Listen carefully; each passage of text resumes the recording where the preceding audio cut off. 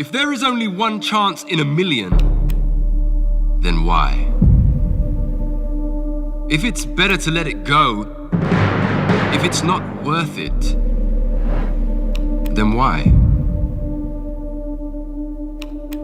If this dream is too big, if dreaming itself is not enough, then why? If it's impossible, if there really is no chance, then why?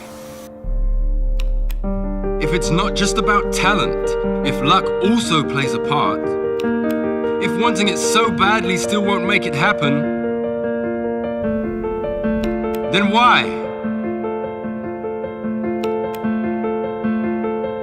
If there are more reasons to give up than to keep on trying, then why?